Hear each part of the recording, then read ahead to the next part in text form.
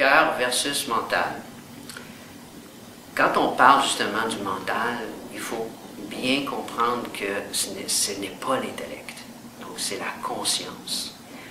La conscience pure, elle est générée aussi, non pas seulement par les chakras supérieurs, donc aussi le chakra de la gorge qui représente comme qualité la vérité, le chakra du troisième œil à la racine du ventre, les sourcils, de l'intuition, et finalement la couronne, le dessus de la tête qui lui est le samadhi, l'illumination, la connexion totale et complète avec le cosmos ou l'univers.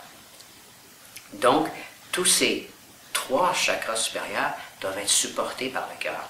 Et on doit penser avec son cœur. On ne doit pas penser avec simplement l'intellect ou être cartésien ou être dans l'évaluation, la comparaison ou dans le jugement. Donc l'idée ici, c'est que le mental, pour être totalement efficace, doit s'exprimer par le cœur.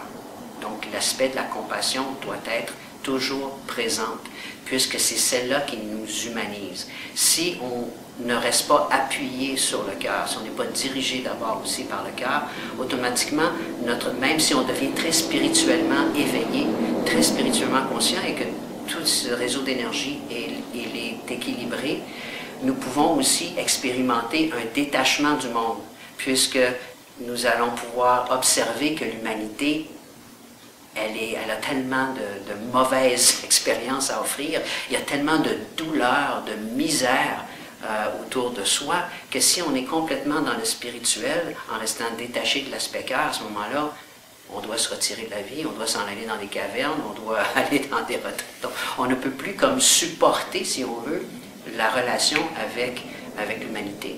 Alors que si on conserve cette énergie du cœur présente, vibrante en soi, en quand même générant l'énergie aussi des autres chakras. Donc on a la conscience, mais on reste connecté, relié à l'humanité, et on peut être présent dans l'humanité, au service aussi de l'humanité, pour produire encore des enseignements, pour supporter, pour donner encore des techniques pour éliminer les peines, les douleurs, les difficultés, la maladie, de tout ce qui existe autour de nous. Donc c'est vraiment la distinction que je pourrais faire entre justement qu'il faut conserver, malgré qu'on continue à élever sa conscience, toujours l'énergie du cœur, qu'elle doit être notre guide fondamental, mais que les autres chakras aussi supérieurs de conscience doivent être présents pour obtenir, si on veut, tout l'ensemble.